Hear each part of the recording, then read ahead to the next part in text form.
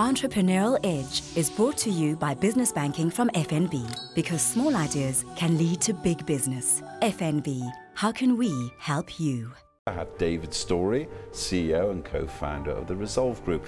Now, David, in the first half, we were talking about your sometimes hairy and difficult experiences on the streets of South Africa in the years leading up to the first democratic elections, very violent times, and you were involved in conflict resolution and an enviable job there, I'm sure. What did you learn there that you used in your business in latter years? Well, when we first started the business, we thought that there would be a big gap in the market in terms of weaving dispute resolution with human resources and labour relations to a greater degree. If you recall, Chris, post the Constitution being adopted, there was a whole raft of legislation that came in, the new South Africa. And right at the front of the queue in terms of legislation was the Labour Relations Act, the Employment Equity Act, the Skills Development Act, the Basic Conditions of Employment Act. And put together, that fundamentally changed the way in which of how people are employed, how they're managed, how they're terminated, etc., in the business environment. So the whole arena shifted dramatically. And we felt that part of what the Labour Relations Act was trying to achieve at that stage was a far more consensual and a far more harmonious working environment, much based on the German model to some degree.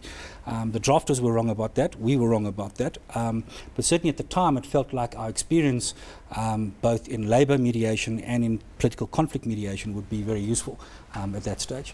But probably more than anything else, it was the network I built and the people I met during that stage, including my... Yeah, and also provided you with your business partner, Peter Harris, the famous human rights lawyer. So you stuck together ever since the streets of South Africa, basically. We met during the Peace Accord days and worked closely, and it's been a partnership which has endured since then. He's still in the business as chairman. There have been numerous other shareholders and partners and people who've played important roles in the business, but yeah, Pete's been there pretty much from the beginning. So how did you start out and how humble were your beginnings? It definitely wasn't a garage, if that's what you're asking. Most people start that way, but how did you start? It's a bit difficult starting a consultancy in a garage, but we started off in about 40 square meters on the 7th floor of Braamfontein Centre, at the back of a law firm. We had a separate door, but in fact we shared some facilities around the corner with the law firm. We had a single computer. We would take those square discs and print them in the law firm if we needed something to print. But it wasn't too bad. In those days, Braamfontein still had some very good cuisine. It was where Nino started, I think. It was there was a place called the Bread and Butter which made the best sandwiches in Johannesburg. So it wasn't as bad as a garage, but it was pretty humble when we started. Yeah. And how did you go out selling your services in those days? I mean, in many ways, as you said in the intro, it makes a lot of sense. It's good to have a coach. It's good to have someone who can advise you on everything from conflict resolution to moving your business forward. But how do you actually sell that to people? Didn't they say to you, "Well, I don't need this"? We were operating, as I said earlier, there was a bunch of new things coming into the area. It was new enough for people to want to seek advice. How do we implement this? What does this mean for us? And because it was new, we felt that there was an incentive for people potentially to look beyond their normal service providers, because breaking a professional service relationship with a firm is actually quite difficult. People tend to stick to what they know, and if they're getting good service from a professional service provider like a law firm or an accounting firm, it's actually hard to get in between that. But with the newness of the content and the needs of the clients, we felt there was a gap. It turned out there was. Some of us were quite closely affiliated with those pieces of legislation. It gave us an initial entry point, and from there, hard work and hopefully good service delivery, made the difference.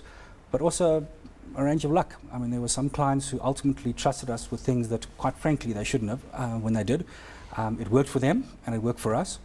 And the moment you've got a client referral where someone is coming to you and they know that X bank said this was good and well done, then you're on your way. Before that, it's very hard convincing people that you're the right dog and pony show. Do you remember perhaps your worst days in these early days when you were setting up? There were a lot of worst days, and they probably all revolved around printers and deadlines and getting something done at the last moment. We spent a lot of time sleeping at the office in those days. We didn't have a whole lot of staff or resources, and quite frankly, we were learning as we went in terms of how to deliver. None of us who started from the staff to some of the shareholders had ever been a consultant before. So we were kind of learning our way as to what a consultant did. PowerPoint was a wonderful thing when it arrived, and you could kind of get ahead of everybody on that. But it's changed over the years, but the basics are still there. And how did you set about growing? I mean, obviously it just started very small in Braamfontein, as you said.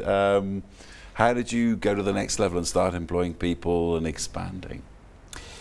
We quite ambitiously set up 3 or 4 different companies as shells, called ourselves a group, even though there were 3 or 4 of us, and went about finding people who were experts in their field, who could come in, start a business with a speciality in the broader human resource, labour relations arena.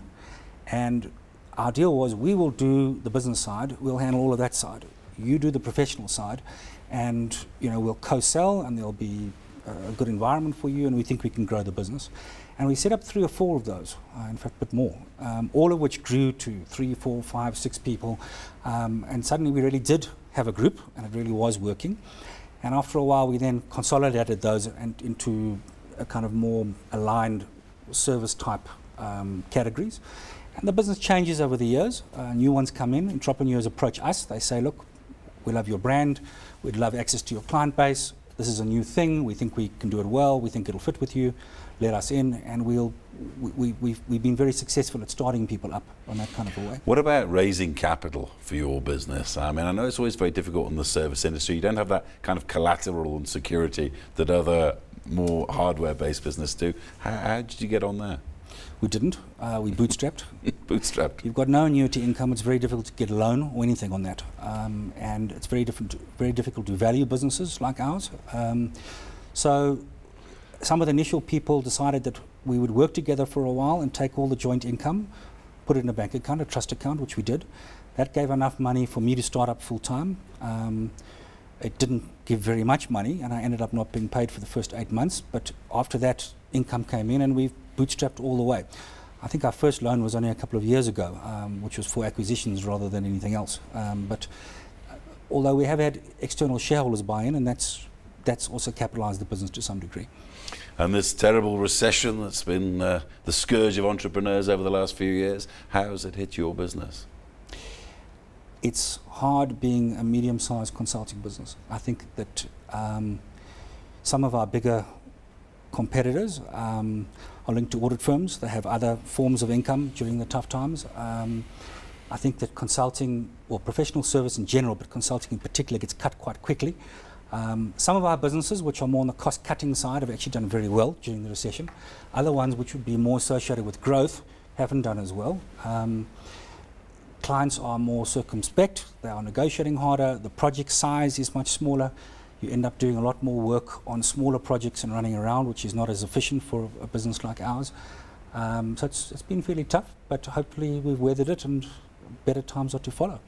And as we come to the end of 2011, what about this new breed of entrepreneurs that you're seeing out there? What do you think about the young entrepreneurs coming up? The ones I meet, I think, are definitely more impatient. Some of them have bigger aspirations and a sense that they'll be achieved in a faster time than I think maybe other generations have. And I think that there is right now, I think particularly in the IT field, Web 2, social networking, the promise that mobile phones hold out for people, there are whole new worlds to discover that we just touching the edge of at the moment. And I think it's very exciting times. And for those people who are in that space, I think it's a wonderful time to be young and bullish. I mean, do you have any stories of young entrepreneurs that sort of blew you away that you've come across in the last few years?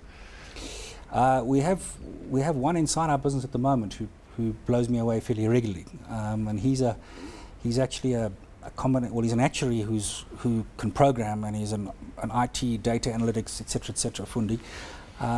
And the things that he can do and the things that he can find at a moment's notice and things that he can build certainly are beyond my comprehension most times, and I love working with him. And he would have got on well at Harvard, I assume. He would do very well there. And what do you say? I mean, I often ask this. Do you think great entrepreneurs, do you think they're born or do you think they're made?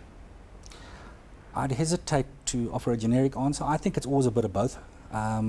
Certainly in my case, I think it was a bit of both. But circumstances do sometimes conspire. I mean, you lose your job, or you don't get a job, or you meet the right person over a drink. You're in the right place at the right time. I think there are those type of stories. For me, most entrepreneurs, though, are people who haven't had the light bulb idea which changed the world. They've had something where they thought, I can do this better than other people, even in a competitive market, even selling the same type of services. And I'm prepared to put my money where my mouth is, or my effort ratio where my mouth is. And they've worked hard, and they've been proud of it, and they've owned it, and they've done well out of it. David Storey, the co-founder of Resolve, thank you very much indeed for your time, and thank you very much for sharing your story with us.